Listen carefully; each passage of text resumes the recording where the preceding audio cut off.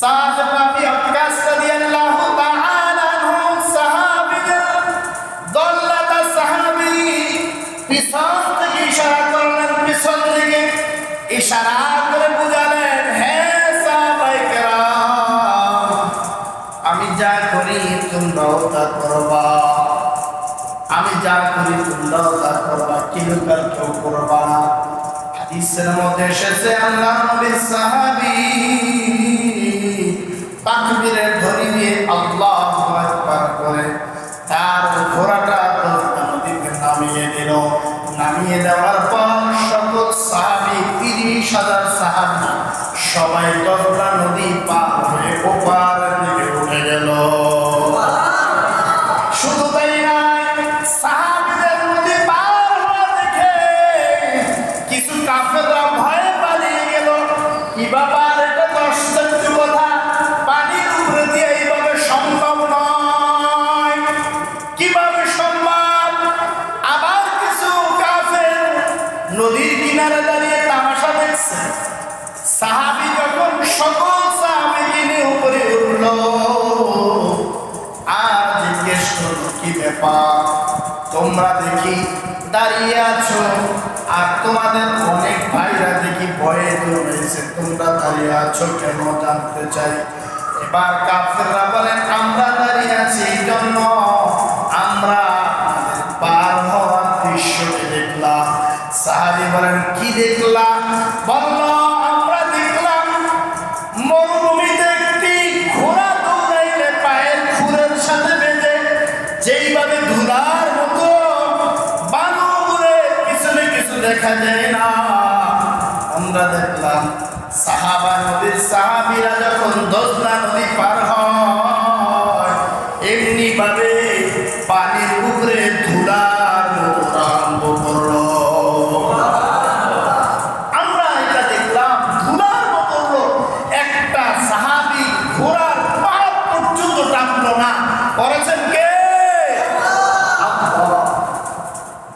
এই জন্য আল্লাহ বলেছেন, আমিনু কামা আমানান নাস, ঈমান আনো ওই সমস্ত ঈমানদারদের মতো যাদেরকে আল্লাহ তাআলা সরাসরি সাহায্য করেছে।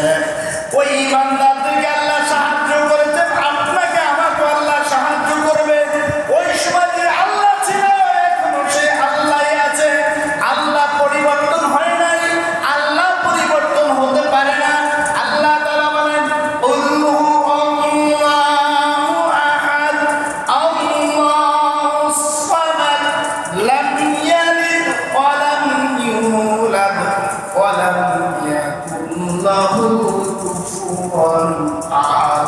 আল্লাহ ডাক দিয়ে বলেন, দুনিয়ার বান্দা, দুনিয়ার মানুষ শোনো, আমি আল্লাহ এক, অদ্বিতীয়, আমি আল্লাহ কাউকে জন্ম দেই না, আমি আল্লাহ কারো থেকে জন্ম নেই নাই, আমি আল্লাহ দুনিয়ার কোনো মাখলুকের মুখাপেক্ষি না, সমস্ত মাখলুক আমি আল্লাহর মুখাপেক্ষি। ওই আল্লাহ সাহাবাদের সময় যে আল্লাহ ছিল এখনো কিন্তু সে আল্লাহ আছে, কিন্তু আজকে আমি পানিতে ডুবে যাই, তারা পানির উপরে চলে যায়। কারণটা হলো তাদের ঈমান আর আপনার আমার ঈমানের মধ্যে ব্যবধান আছে। তারা নিষ্কাশ ঈমান ছিল, তাদের ঈমান ছিল কিছু বুঝি না, ডান বুঝি না, বাপ বুঝি না, সব কিছু আল্লাহর জন্য। আমাকে চালাবে আল্লাহ, খাওয়াবে আল্লাহ, পড়াবে আল্লাহ, হাঁটাবে আল্লাহ, কথা বলার শক্তি দিয়েছেন আল্লাহ। আর আমার ঈমান হলো, আমার সন্তান যদি না হতো আমি খেতে পারতাম না, কামাই যদি না করতাম খেতে পারতাম না। পার্থক্য হলো এখানে, আমার দোকান না হলে, ব্যবসা না হলে চলতে পারতাম না।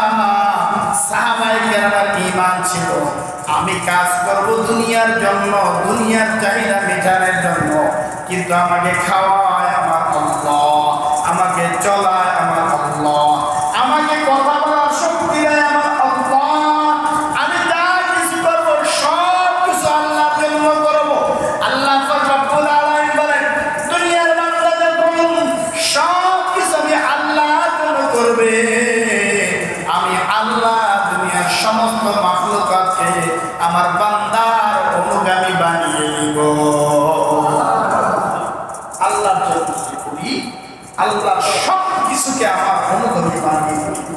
বাঘ আমাকে ভয় পাবে কেন? আমি যদি আল্লাহকে ভয় পাই। আজকে বাঘ আমাকে খাচ্ছে, ভয় পাই না কেন? আমি আল্লাহকে ভয় পাই না। প্যারা হাজির সাহাবায়ে কেরাম উপরে উঠলেন, দজলা নদীর পাড়ে ওঠার পর যুদ্ধে যাবে। এবার সাহাবায়ে কেরাম রাত্রে একটু যাপন করা লাগবে, যাপন করার নিয়ত করেছেন। ইহুদি খ্রিস্টান ইহুদিদের সাথে পরামর্শ করলেন, আমরা তোমাদের কাছে একটু পরামর্শ চাই, রাত্রটা আমরা কোথায় থাকবো আমাদেরকে একটু বলে দাও। ইহুদিরা চিন্তা করলো, মুসলমানদের সাথে লড়াই করে পারে না, আজকে একটা সুযোগ আছে। সবাই বলল ঠিক আছে, আমরা একটু পরামর্শ করে নেই, এরপরে আমরা তোমাদেরকে বলবো কোথায় তোমরা বসবাস করবা রাত্রের জন্য।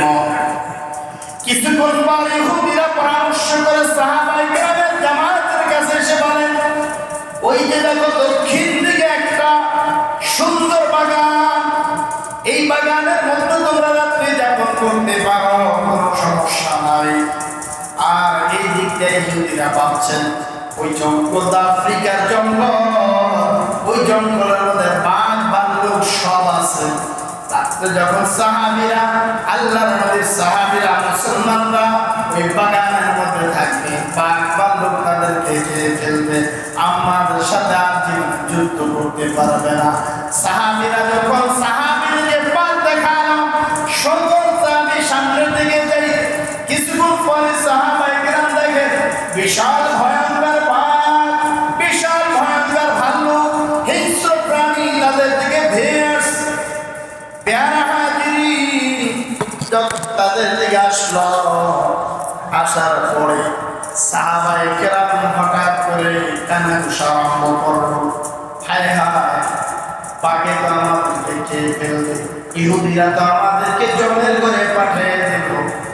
দল নেতার কাছে সাহাবীর কাছে যাইয়া সাদ ইবনে আবি ওয়াক্কাস রাদিয়াল্লাহু তাআলা আনহুর কাছে কানে কানে এক সাহাবী বলল,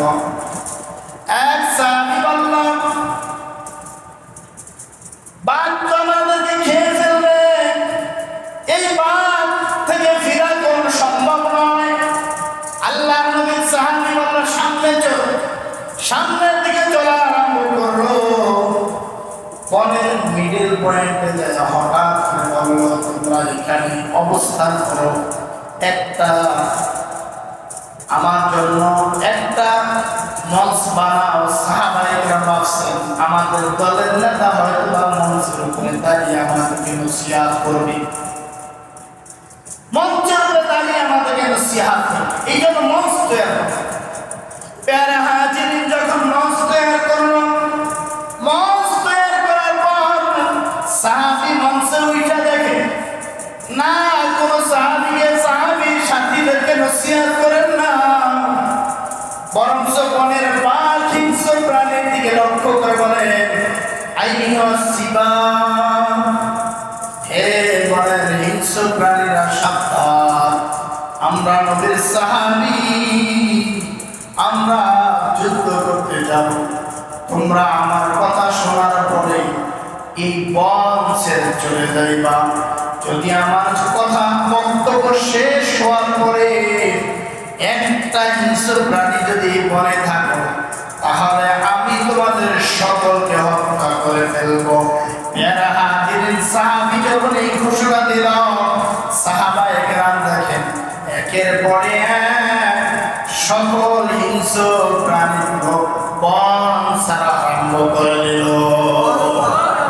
এই জন্য আল্লাহ বলেন, আমিনু কামা আমানান নাস, ঈমান আনো ওই সমস্ত ব্যক্তিদের মতো যাদের ঈমানের মধ্যে কোনো সন্দেহ ছিল না, যাদের ঈমানের দুর্বলতা ছিল না, যারা ঈমানের মাধ্যমে ঈমানের তাকবীর ধ্বনির মাধ্যমে ইসলামকে বিজয় করেছেন, তাকবীর ধ্বনি নিয়ে আল্লাহর হুকুমকে প্রতিষ্ঠিত করেছেন। প্যারা হাজিরিন, এই জন্য আল্লাহ তাআলা বলেন, আল্লাহু ওয়ালিয়ুল লাযীনা আমানু ইখরিজুহুম মিনাল যুলুমাতি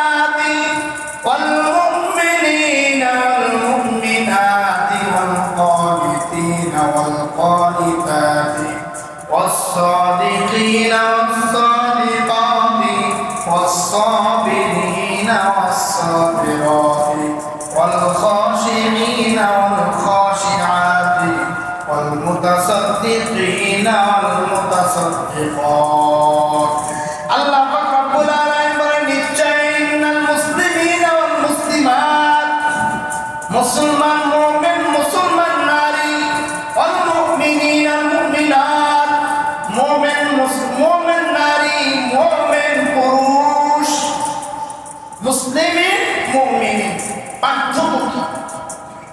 পার্থক্য হলো একটা মুসলিমিন দ্বারা উদ্দেশ্য হলো ওই সমস্ত মানুষ যারা ইসলামের উপরে আছেন ঈমান আনছেন আর মুমিন দ্বারা উদ্দেশ্য হলো যারা মুত্তাকি আল্লাহ পাক রব্বুল আলামিন আয়াতের মধ্যে বলেন ইয়া আইয়ুহাল্লাযীনা আমানু তাকুল্লাহ ওয়াল তানজুর নাফসুম মা কাদ্দামাত ওয়াত্তাকুল্লাহ হে ঈমানদারগণ আল্লাহকে ভয় করো আল্লাহকে ভয় করো মুমিনদের একটি সবচেয়ে বড় আলামত হলো মুমিনরা আল্লাহকে ভয় করবে মুমিনের সামনে যখন আল্লাহর নাম নেওয়া হবে মুমিনের দিলটা মোমের মতো নরম হয়ে যাবে মুমিনের সামনে যখন আল্লাহর নাম নেওয়া হবে মুমিনের কঠোরতা ছেড়ে নরম সুরে মুমিন কথা বলবে আল্লাহ পাক রব্বুল আলামিন আয়াতের মধ্যে বলেন মুমিন তারা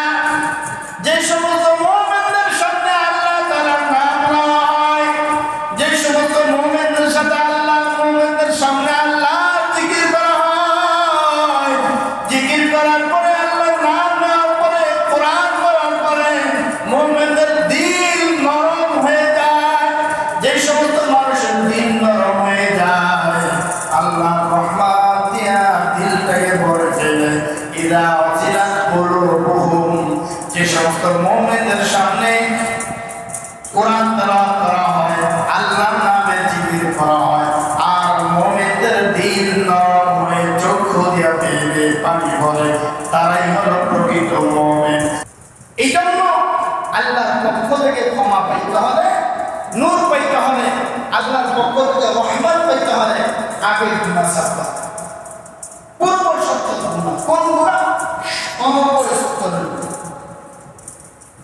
যত গুনাহ গালির গুনাহ মিথ্যা গুনাহ সুদের গুনাহ ঘুষের গুনাহ হারাম খাওয়ার গুনাহ মানুষকে কষ্ট দেওয়ার গুনাহ সব শ্রেণীর গুনাহকে ছেড়ে দিয়ে আল্লাহর কাছে বলতেন আল্লাহ আমাকে মাফ করেন তাহলে আল্লাহ বলবেন আল্লাহু ওয়ালিয়ুল্লাযীনা আমানু ইখরিজুহুম মিনাল যুলুমাত ওই মুমিনদের অভিভাবক আল্লাহ যেই মুমিন গুনাহকে ছেড়ে দিয়ে আমি আল্লাহর রহমতের আশাবাদী হয় আর যেই মুমিন গুনাহকে ছেড়ে দিয়ে আল্লাহর রহমতের আশাবাদী হবে সেই মুমিনদের জন্যই একমাত্র আল্লাহর কাছে চিন্তা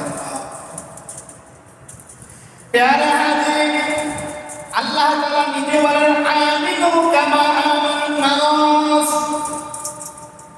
ঈমান আনো ওই মুমিনদের মতো ওই সমস্ত লোকদের মতো যাদেরকে সরাসরি আল্লাহ তাআলা সাহায্য করেছেন হযরত সাফিনা রাদিয়াল্লাহু তাআলা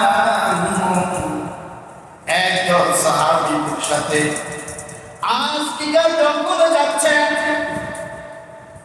হাদিসের মধ্যে এসেছে সাফিনা রাদিয়াল্লাহু তাআলা জঙ্গলে যাওয়ার সময় ভারী মালের কারণে অনেক মাল তিনি বহন করেছেন তার কারণে সকলের পিছনে পড়ে গেছেন এদিক দিয়ে সন্ধ্যা হয়ে গেছে সন্ধ্যা হয়ে যাওয়ার পর সাফিনা দেখেন একটি ভয়ঙ্কর বানর তাকে খাওয়ার জন্য হাত করেছেন হুঙ্কার দিচ্ছেন সাফিনা ডাক দেওয়া বলে বা ইয়া আইয়ুহাস-সাফির হে বা সাবধান তুমি আমার দিকে আসবা আমি কিন্তু সাধারণ মানুষ নয় আমাকে তুমি চেনো না আমি নবীর সাহাবী আমার নবীর সাহাবীদের সাথে আমি সামনে যেতে পারি না মানের ভয়ে মান বেশি থাকার কারণে আমি কিন্তু নবীর সাহাবী সাবধান আমি সাধারণ মানুষ নয় আমার দিকে হাত করে আসবা না তাহলে আল্লাহ তাআলা কাট করে দাঁড়াতে হবে হাদিসের মধ্যে এসেছে সাফিনা যখন বলল আনা আসহাবিন নবী সাল্লাল্লাহু আলাইহি ওয়াসাল্লাম আমি নবীর সাহাবী সাবধান আমার দিকে কে